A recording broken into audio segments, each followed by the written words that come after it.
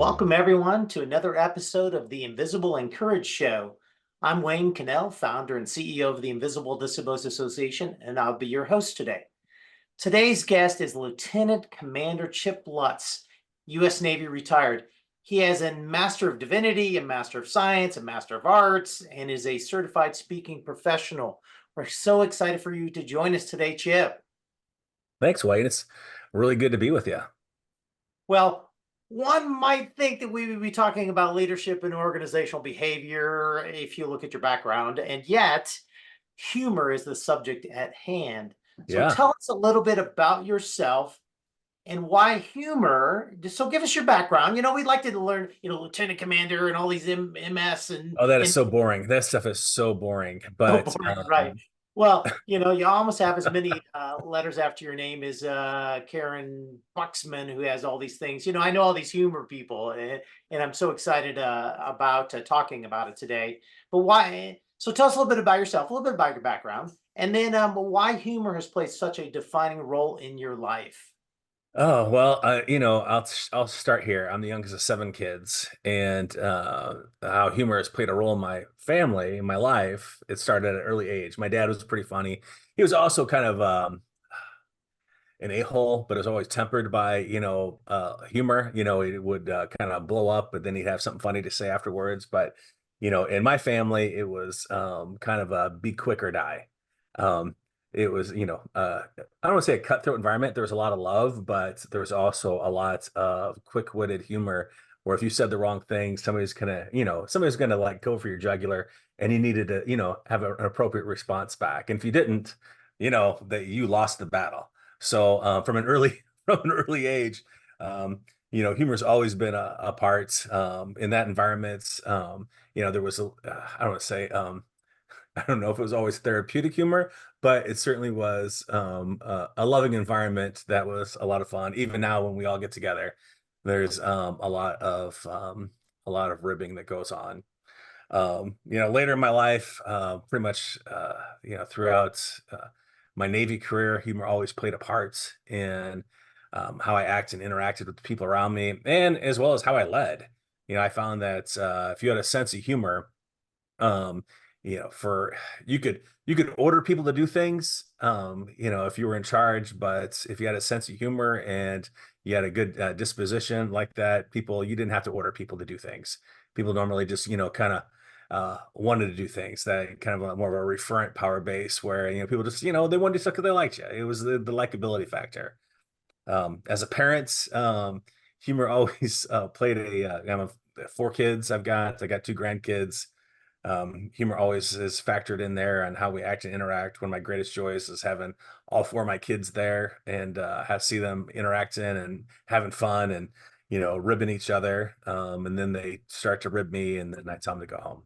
Anyway, but yeah, even now, like I'm a pastor of a church in Kenosha, Wisconsin, and humor plays a big part in my ministry on how I act and interact with people. It's just always been a constant steady in my life on when things are bad. That's my go-to to make me feel better. No, So it's awesome. That's great. You're right. I mean, humor plays such a big part of when you deal with difficulties in life. Growing up with with large families and those things and all, and how humor can really help bring light and joy into that environment too. It's a great thing. I can imagine being involved in the military, how that could come into play. I mean, you always hear that about the sergeant and the commander, and they're just mean and everything. But I'm sure that people that use humor as levity to help lighten the load because it's tough. I can't even imagine, not serving myself and how it can really help just uh, make it through the day. I'm sure sometimes even so. yeah, it's funny you say that because that is the stereotype of the military person, like stoic and serious. But I'd say straight out, some of the funniest people I know, I served with. I mean, just hilarious people, and humor was the thing that, like you said, helped us cope a lot of stuff. And many times, Many times the humor might have been a little bit dark compared, depending on the situation, but it was that one thing that, did help us cope in during that difficult situation. Certainly greased the skids of communication when things were a little bit tense. Yeah, some of the funniest people I know were the people that I have served with in the military. So tell me about the Association for Applied and Therapeutic Humor, or AATH, right? Tell me about AATH, how you got involved, who are they, and what is therapeutic humor? We think about comedy, but it's not necessarily comedy. So tell us what that is. Well, there are some really smart people in our association that really have spent a lot of time developing a very academic uh, description or a definition of what therapeutic humor is. I don't have that memorized. I just look at it as yeah, humor that helps and doesn't hurt. Humor that does more good. It's like the Force in Star Wars. Are you using the Force for good, the humor Force for good, or are you using it for evil? For those of us that are uh, humor Jedi's. We use it on the light side of the force. That was a bad analogy, but whatever. So with AATH, it's such a interesting group in that I've been with the association since 2006. I went to my first conference there. I went on a scholarship. It was the Margie Klein paper plate scholarship, and you're only supposed to write 1,200 words about how you have used humor in the workplace. I wrote 1,200, but in my disclaimer, I wrote, if this is too long, just read half. I think that's actually what won me the scholarship. But my first conference was just, so transformative for me in that, so many times for those of us that have a sense of humor, we use humor in the workplace or in how we operate and things like, a lot of times we're the oddball, the goofball, the outcast, but within the confines of AATH, these are your people. And these are the people that get it. They get the joke. And, they too use humor in, different facets of their life. And we're a pretty eclectic group. I mean, we've got heavy researchers, psychologists, doctors, nurses, um, social workers. We've got other people that, it might be professional clowns and they use, use humor, comedians even. And we got people like, you know, like everyday people, that aren't super smart, like the researchers like me that just, are application people and that's really what the association is about. It's like, theory is nice, but application is what works. All these people that come to the conference are applicators. They read the research or they, skim it like I do. And then, but they also, they use humor in their everyday life to, in whatever they do. Yeah, what's interesting is I met Karen Buxman, who at the time when I met her was the current president at the time, and I know you served as the president one time Mhm. during your tenure as well. And I had an opportunity to go and with a couple of my board members from Invisible Disabilities back in 2010, and that's actually where I met you. And oh my goodness, I'll tell you, um, yeah, of course, I laughed more than I probably ever laughed in my entire life over that 4 days. But it was like a great big family. People were What was exciting about it is like you said, is people are using humor to really bring joy in people's lives, to bring home the point, to Yeah. understand all these different things, and learning about from a health standpoint, right? One of the things that Invisible Disabilities is launching is our healthy humor ideas. IDEA stands for Invisible Disabilities Education Awareness Support, and we're going to do a whole series on healthy humor ideas and get a lot of the AATH partnering with them to come in and help not only host, but we're going to be doing a panel discussion on it to kick it off. Real excited, right? And it is that aspect of healthy humor where for people living with chronic illness, with pain, with trauma, you would understand that a lot in the military, Mhm. how that humor can actually bring healing Yeah. to that. And we're so excited about that. So so tell us about the Smile High Club, right? You Well, put on these before annual before you go events. there, I just will make a Oh, comment sure. on your first conference because my first conference experience was like that too. In that, I told my wife at the time, I was like, I don't know if I can go back to real life like after this. She's like, what do you mean? I said, real people aren't this nice. In that fundamentally, the group there, um, are the nicest people you're ever going to meet in your life.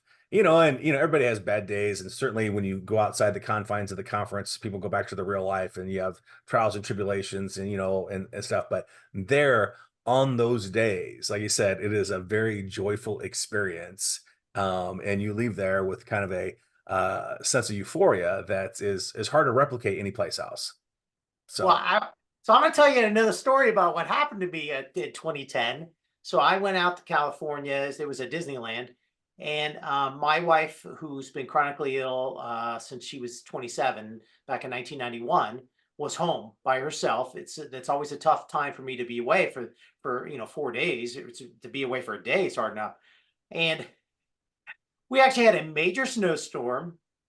She drove herself to the hospital because her arm went paralyzed. She drove herself to the hospital in a snowstorm. my gosh. And I get a call from the hospital, and everybody's like, "You need to go home." And I said, "You don't know my wife. She was having a ball at the hospital. She had everybody in stitches. Uh, The doctor was down at the end of at the bed, and she's like, "While you're down there, you might as well rub my feet." He kind of uh, started rubbing his feet.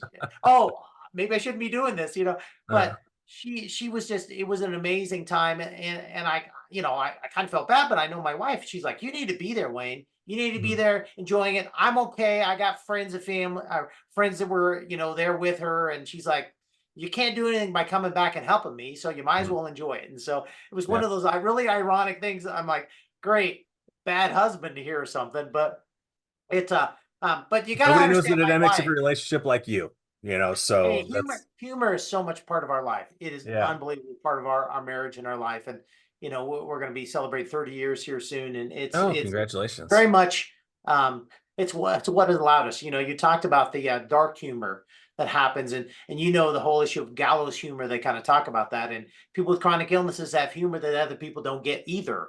And Yeah, so at that conference, you were with a bunch of like-minded people that actually got it. yeah. They understood how humor impacts us. So the Smile High Club, you're coming to Denver this year, which is really exciting. I'm a Coloradan all my life, and as far as I know, I think it's first time out here in Colorado. You guys have held your annual event. All right, we're just coming for the weed. You're not staying, huh? Just kidding. Um, yeah, so I tell you what, I've been conference chair, I want to say, maybe this is my sixth time. And I've never been more excited about a conference than I am about this one. And we chose Join the Smile High Club just because Denver's the Mile High City, and just like was a nice play on words. It doesn't really mean anything, but there will be a lot of smiles. And quite honestly, like I said, I am so stoked about this conference. Just the lineup of keynotes we have alone are fantastic. You included. Um, but we've got Kelly Swanson, Allison Clark, and Karen Buxman, and Nora Burns, Roz Ben Mashi, and these all just this amazing David Rendell, just an amazing lineup of speakers. And what I was really trying to go for with the conference was, most of the people that come to the conference, they know the nuts and bolts of humor. And for those that are coming to the conference for the first time, there'll be some of that. But I was really going for a higher level of with choosing keynotes and reaching out to people and asking for keynotes, looking for a different level of learning, like almost to a synthesis level where somebody is giving their keynote, and you can take what you know about humor and say, oh, I can see how that fits together. I can see how that works. I can see how I can use this in my life. Like I said, we're all applicators.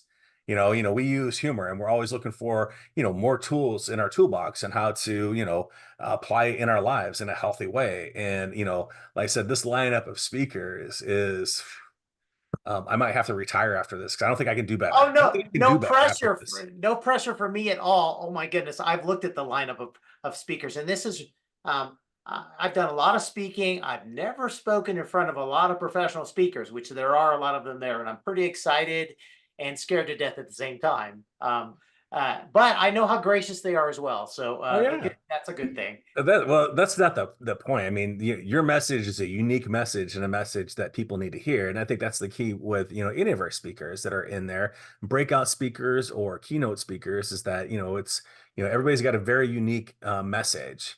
and it's a message that the people in the audience, it'll resonate with them, and they can, take something back with them, from that. And I think that that's an important part. I mean, if you're looking at, overall takeaways from a conference, I mean, any conference really comes down to education and community. That's really it. You're going to get some tangible, some things you can use, and you're going to make some new contacts. I mean, we're no different in that regard. I mean, I would want that for anybody that comes to this conference, is get the meat and taters that they need from the conference, the things that they can use in their life as, application specialists, but also, to maybe like stick their toe in the water of a new community and build some new relationships. I retired from the Navy in 2008, and some of the people I hold most dear in my life are people that I've met at this conference. I mean, that's long and the short of it. I might only see them once a year, but I keep in contact with them throughout the year. But they're the people that, like I said, I hold most dear. That I know that if I'm having a bad day, I can reach out and give them a call, and I'll feel better, and vice versa. They know that they can reach out to me and get the same. Um, it's a So, big world, and it's sometimes a lonely world. And I think that you can't do better than to have some friends in AATH. right. So so you got all these amazing keynotes. So tell me a little bit about Humor Academy, because that's a big part of this and what that looks like. And also, there are different tracks that people can go through, because there's all kinds of breakout sessions, right? So it's not just a bunch of keynotes. I mean, so give me just a little bit more flavor about the event. Oh, all right. A little more flavor about the events. I'll tell you. Okay. Different tracks. So when we were going through and picking out breakout sessions, they kind of fell into, different genres, so to speak, ones that were more application based, ones that were more education based, ones that I want to say were more feeling based, but a little bit more, in that area. And so those were broken up. So each breakout um, time will have, basically that kind of flavor to it, where you'll be able to pick something that's like, all right, well, this is what I'm looking for. There'll be something for everybody that that comes to the conference. If they're, depending on what they're looking for, they'll be able to find, something that fits their their uh, their wants, their needs. So looking at the conference overall, it is like so packed, so packed. Like I said, Thursday it's kind of like I would say pre-conference, but it's the Humor Academy Day, and that's our 3-year track to becoming a certified humor professional, where year one, you kind of get through a little more academics, some of the nuts and bolts, the research. Year two is you're working with mentors, looking at different areas. I'm not a humor. I've been through the Humor Academy, but things have changed since I became a certified humor professional. So if anybody's listening that is like more versed than I am, please forgive me. Year three is more of a project. You apply it like my project for my year three was to start a podcast for the association. So the our podcast Laughbox, I initiated and ran that for 3 or 4 years, just interviewing people, which was such a blessing for me to talk to so many amazing people and to learn so much in the process. And so at the end of year three, then we have got a graduation, and it's actually, a certification to become a certified humor professional, which they call a chip, which I'm a chip. That's a chip. There we go. It's a double chip. I'm a double chip. Um, so that's, day one, the Thursday of the pre-conference. Then, we kick off everything on Friday, Friday night of the conference. Kind of fun. We're having a acting troupe in to kind of do an interactive murder mystery party with people. If people are so inclined, it'll be kind of fun. I spoke at a conference about 6, 7 years ago where they did this. I was there, and it was like, uh, it was so much fun to be part of, and it's about to just listen to somebody actually, being involved in the murder mystery. It was a lot of fun. Um, Saturday nights, we've got our annual awards banquet and awesome 80s dance party, because I'm an 80s guy. And what's nice is that even though I grew up in the 80s, we have some of our members that are in their 80s. So it'll be the same, they'll fit too. And then Sunday, we've got a half a day, wrap everything up. And I tell you what, people that come, they'll leave a little bit different than when they got there. I could almost guarantee that. Not just with the education piece, but like I said, with the community piece. Just that sense of being in an atmosphere where people just are so filled with joy and love and kindness. It is, yeah, it's contagious. Well, so tell me something about this. So, you got these professionals that are doing, the human certified human professionals. You've got people that are actually working in the different fields. But for this conference, who should come to this conference? I mean, you talked about some people in clown. I know when I was there, there's people doing like laughter yoga. There's people that are in the healthcare fields. But I would guess. I mean, you're in the business world too, right? So in Denver here, who's it going to benefit? Who should be at this conference?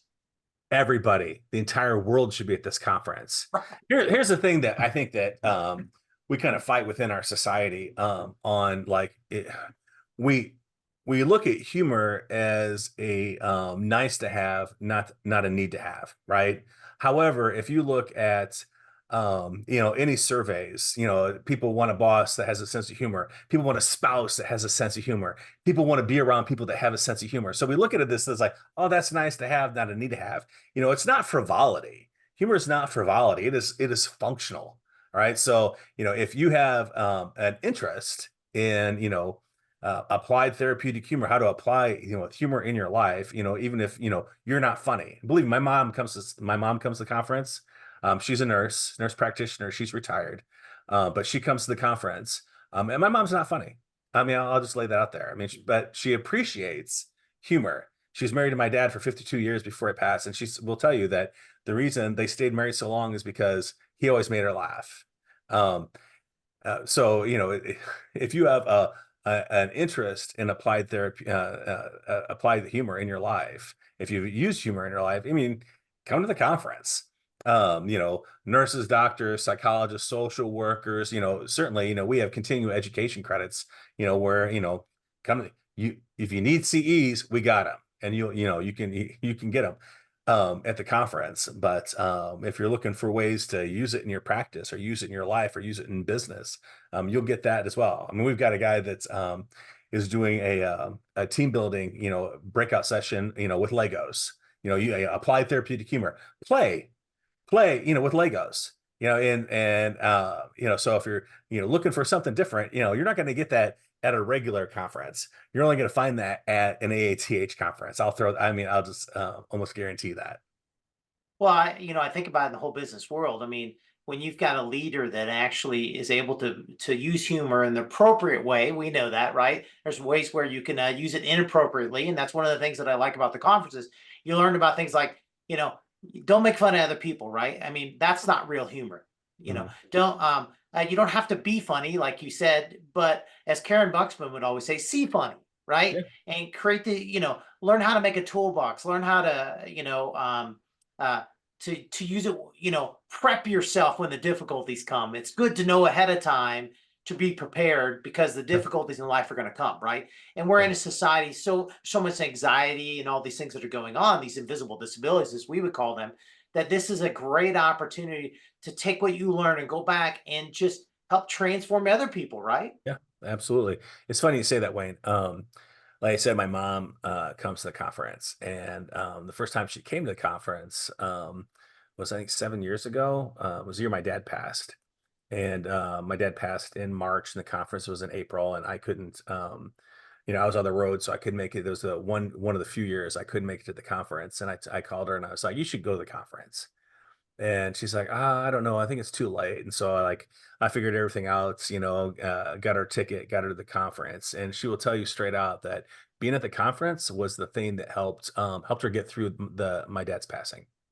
Mm. Being in a loving, supporting environment, and learning some stuff that she could use in her own personal life, to cope with the things that she was dealing with after being married for 50 plus years. Um, it was very therapeutic for her to be there. Although she did tell me that, like her entire life, my mom's fairly accomplished. Like, she's got her doctorate. She's, a family nurse practitioner. She's been president of different associations. So she's worked really hard to be her own woman. But at that conference, she was just relegated to be a Chip's mom because I'd been there for a long time. She's like, hey, I'm my own person, but here I'm just Chip's mom. That's awesome. Um, so, I mean, just in your own, life and how you lead people in those things, so what's a practical way people can use humor to impact their lives, right? Just one practical thing, right? Like, well, I think that like you said, I mean, like, Karen would say, see funny. I would say share funny. Is that we all have funny things that happen in our lives each and every day. On the way to work, we see something. Like I live in Wisconsin. Now down in Texas, I don't know if you've been to Texas, but they have this giant gas station called Bucky's. Um, and so here, I just noticed today they put up a billboard that says Bucky's 469 miles. Now that was hilarious to me because like I know what Bucky's is, but I'm not going to drive 500 miles. But it makes me think like, oh man, I miss Bucky's. But sharing, the funny things that you see. And my brother who lives in Texas has a Bucky's in his yard, backyard. I called him and told him about it because it was hilarious. All right. So, sharing those shared experiences. So many times in life we think that, oh, I don't have anything in common with this person. I don't know how to connect with that person. Humor is like that, the great equalizer, where, it helps us connect with other people. And whether it's stories about our kids, stories about, funny things at work, funny things that we see on the road, sharing those with other people, even seeing some of the, say, the appropriate things that we see on the internet that, we can share with other people. I think those are the things that, really help us connect with other people. I mean, recent stats show that loneliness is at a near epidemic proportion. It just is. And we're more connected than ever, but yet, people feel more lonely, even prior to COVID, felt more lonely than they've ever felt, in recorded time. We'll say recorded time. Um, Humor is that thing that helps us connect to other people so that perhaps, we can fight loneliness. We can feel a little more connected. If we just, lose some of the stigma around humor and share the things that we see. It's funny you talk about that. I watch a lot of YouTube videos and stuff, and I even watch these guys that are like, rescuing 4x4s in the middle of the desert or whatever, right? But what's really funny is through as they're doing this, they make little jokes and they'll put in the little clip from whatever the comedy is into the, Mhm. and it's just like you're right. Everybody laughs, right? Even though they're doing this intense stuff or whatever, it's that you think about movies and stuff, and somebody will bring up something in a movie. Next thing you know, it's like all these things coming back from the movie, and everybody's laughing, and it is that that ability to come together as humanity, because Yeah, laughter is such a great part of humanity, and yeah, we like watching silly cat videos, or in my case, goats. I have two kids, and they're Java and Toffee, and they're absolutely amazing, and I just have a ball with them. But the joy that we can give other people through them, right? yeah, And people love it. And who absolutely. doesn't love a good goat, anyways? You know, Who doesn't love? I say that every day. Who doesn't love a goat? Every day. what's so funny is, I mean, we recently rolled 200 million GIF views of our goats. 200 million GIF Wow. views. And I say, oh my goodness, people are just, they send them to everybody and they're just a blast, right? They Yeah. just bring joy in your life, right? Yeah. Sharing, So, sharing, sharing the funny things that you see, I think is important in life, you know, and like you say, and sometimes, humor is so subjective. We might not think that, people might not think it's funny. Um, eh, just if it's tasteful, try it out. Try it out. See. right. If you're So, in the military, it's not always, tasteful. You know your audience. Think about your audience. That I should get that caveat. well, and that's the other thing. It's right. Yeah, you need to think about, because people that live with chronic illnesses and disabilities, like they have, as I mentioned earlier, the gallows humor. Yeah, There's times where, and I've thought about putting a book together and with Karen Buxman about this, and maybe we need to do this. And what one page is from the patient's perspective, and the other page is from the doctor's perspective. And I guarantee you, um, everybody would probably laugh, and everybody would be like, "Oh my goodness, I can't believe they think that way." But it's right. really, that's how you cope with it, right? I always say, there's doctors practice on you. That's why you're called a patient. Yeah. Seriously, because you need to be patient while they practice on you. Like, well, let's Yeah. just try this thing and try this thing. It's like, seriously, have you read the side effects? It's Yeah. like, Yeah. you know, It's funny, like dark humor like that on how it can really like snap you out of a situation, or like I said, when my dad passed, he was in home hospice and I went down to stay with my mom. Um, he was sleeping in the hospital bed was in the living room. And so I told my mom, I said, I'll take first night I'll sleep out here. And so, like she was mad at me the next morning because completely slept through my dad, like getting up and going to the bathroom. And she's like, so the next night I said, I'll take a watch. She's like, no, you didn't even wake up last night. I've got it. I'm like, all right. So in the middle of the night, she comes in and my room and she's like, Chip, get in here. And, my dad had passed, really peacefully during the night. And we sat there and we, held each other and we kind of cried a little bit. And in between the tears, all you could hear was the sound of the oxygen machine that was still on. And I said to I said to my mom, I was like, "Are we just leaving that on in case we're wrong?" And she started laughing. She started laughing. She's like, "Yeah, let's wait for the hospice nurse to get here just to make sure." And it didn't take away all the pain of that night. There was a lot of pain. However, it gave us that momentary respite that we kind of needed. And a lot of people would say, "Oh, that's so cold. That's inappropriate." Well, one, my dad had a really good sense of humor, and two, in that moment, I knew my audience, I knew my mom, and I knew like our environment, and I knew that it would be accepted, and that was what we needed at that time. And that whole week with all my siblings there, it was filled with a lot of tears, but it was also filled with a lot of laughter that got us through. So, to your point, sometimes it's the jokes that only we get with the people that are in like circumstances that are the most important. right, exactly right. And they're necessary, and Yeah. they're like you said, uh, it's up to the person who's going through trauma, right? And the trauma may be the loss of a loved one, and maybe the loss of a dream because you become chronically ill, right? Hmm. Um, but it's up to that person to really understand the laughter in it. You talked about, I'm going to be doing a keynote, and I'll be talking about joy and suffering, and really sharing anecdotes from our lives, my wife and I, our journeys, and you know, um, we both grew up with. I had an alcoholic stepfather, and she had a, oh my goodness, her stepfather used to shoot at her friends when they came on the property, right? I mean, there's just a lot of crazy things that happen, but how humor has really played a role to bring joy, right? And to Yeah. to be able to cope with those things. Hmm. So I'm really excited, and I think that at the conference AATH, you learn about a lot of those things. You do learn. You do need some of the academics of it, right? You do need to understand that you know making fun of somebody else is like not necessarily the best thing to do, right? Oh, that guy's got a big nose or he's bald or whatever. And it's like, you know, that's different than maybe how your life has happened, right? And Hmm. and what you're going through in your life. And that doesn't even mean that you want to be mean about yourself even sometimes, right? Sometimes we go overboard on that too with humor. Hmm. But humor is really a way um uh to lighten the mood, like you said, in the middle of real chaotic times. We're Hmm. in real chaotic times right now as a nation, right? And humor is a good thing to kind of work through those if we think about that. Right. The next 9 months, until election, it's, the only thing that's going to be getting me through are Will Ferrell movies. That's going to be it right there. That's my therapy. With the exception of the movie The House. I can't watch that one.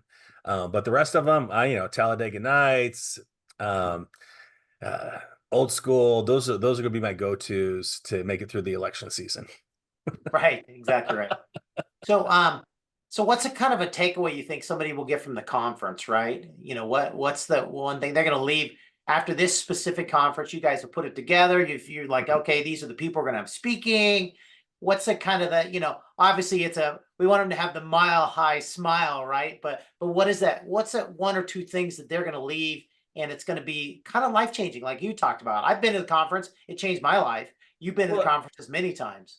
like I said, I mean, any conference is really kind of like for me about education and community. All right, so and it's hard to tell what somebody's going to walk away with because we are our all of our learning is so individual, and we could be sitting and listening to the same keynote or the same breakout session and come away with completely different things, all right, based on who we are and what we need, all right.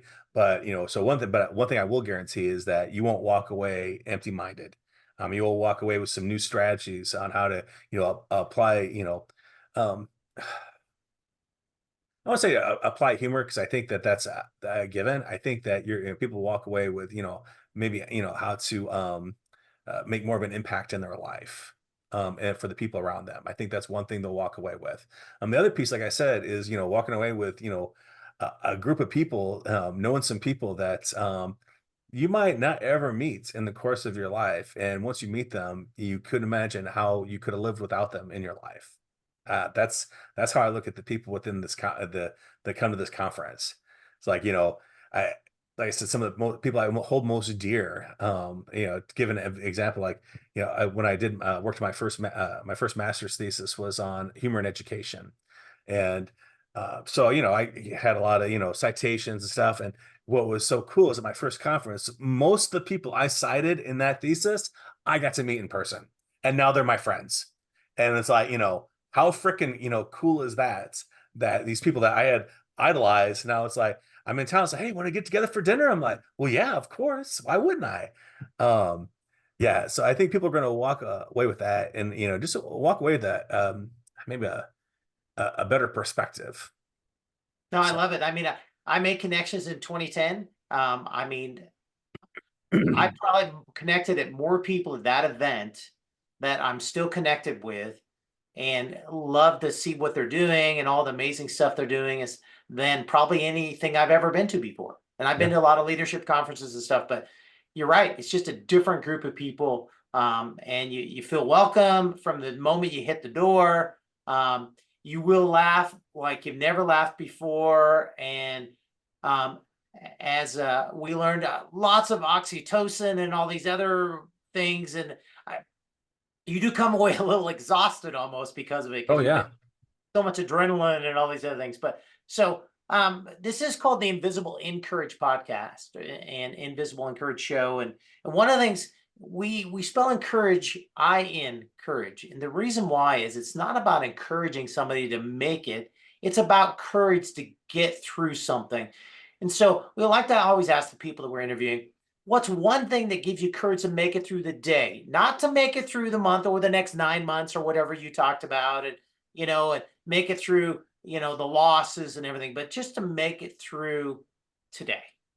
A vodka tonic and a good night's sleep. Just That's kidding. that's two things. Oh, just kidding. I guess part of that is true. Just like for me, like with the realization that tomorrow's another day, and that any day is just one day out of many days, or one week's a one week out of many weeks. But within that, there are still those times where I can find the humor in whatever situation I'm facing, and that's what always gives me the ability to face the next day. Oh, that's awesome. Well, so AATH.org, right? And we can go Yeah. find the conference there. You can sign up today. You want to get signed up right away. Get it's at the Curtis Hotel here in Denver, which is like the coolest hotel that you could have the event at, right? I mean, it's just a blast of a hotel. It's a themed hotel. It's a place you want to be at. If you go on to the AATH.org website, you can see the conference kind of a layout of most of the events that are going to be happening, the speakers. I always like to go ahead and go on to LinkedIn, and I like to check out everybody that's going to be there, right? Learn about them, find out who do I want to meet, right? Yeah. Not that I want to meet everybody, but is there 3 or 4 or 5 people that are like, oh, if I could walk away from that conference meeting them and spending some time with them, that would be awesome. So real excited about that. It's April 4th through the 7th here in Denver, Colorado. And so great that you're going to be, chairing this event. I'm sure you're going to be super busy. We'll get this podcast out here soon so that we can really enjoy it and be part of it. And don't wait to sign up. Get signed up today, everybody. Like I said, AATH.org. And we're so excited for this event. Thank you so much, Chip. Thank you, Wayne. I'm looking forward to see you in a couple of months, and looking forward to hearing your um, your brainisms. My brain is right, exactly right. Awesome. Thanks so much. Thanks, buddy.